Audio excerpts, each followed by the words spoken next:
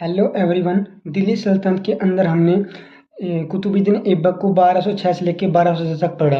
अब 1210 के बाद कुतुबुद्दीन ऐबक की मृत्यु के बाद आराम सा शासक बनता है। वो एक अयोग्य शासक होता है और वहाँ के उच्च लोगों ने और सरदारों ने उन्हें उसे शासक मानने से इनकार कर दिया था। तो इसी के अंदर तीन लोग होते हैं। एक तो रहता है नसीरुद्दीन कुबाचा, एक जो होता है मुल्तान के अंदर, एक होता है अली मर्दना जो बंगाल के अंदर, और इल्तुतमिश जो होता है ना, ये बदायूं को गवर्नर होता है।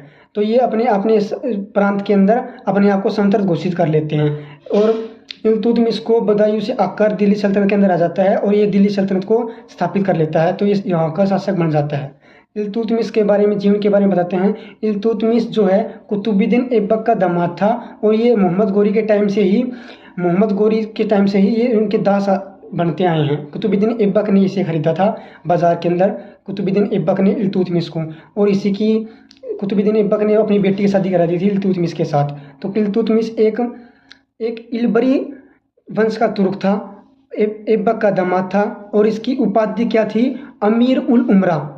इसकी उपाधि है अमीर उल उमरा। इसके पिता का नाम था इलम खां और ये बहुत ही सुंदर था इल्तुतमिश।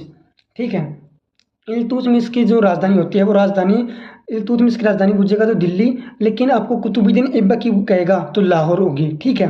और इसी के समय इसने तुर्क ए चहलगानी का गठन किया था। 40 लोगों का गठन किया था। इसके अंदर जो भैया का रक्षा करने के लिए बनाया गया था तुर्क ए चहलगानी 40 सरदारों का, जो उसके अंदर खतरनाक लोग होते होंगे, इसके हिसाब से बनाया गया था। ठीक है। और इल्तुतमिश के बारे में सफलता बताते हैं कि भाई उसके सामने क्या क्या कठिनाई।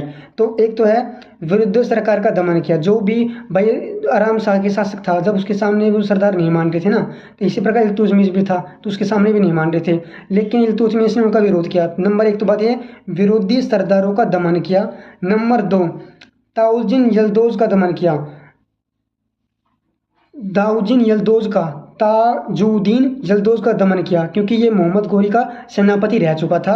तो इसने 1206 ईस्वी में मोहम्मद गोरी की मृत्यु के पश्चात गजनी पर अधिकार कर लिया था ताजुद्दीन यल्दोज ने।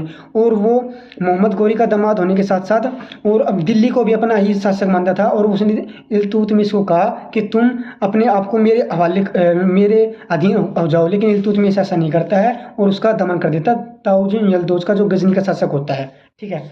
उसके बाद होता है नसीरुद्दीन कुबाचा के विरुद्ध अभियान, क्योंकि नसीरुद्दीन कुबाचा जो रहता है मुल्तान का शासक होता है, मुल्तान के शासन को दमन करता है।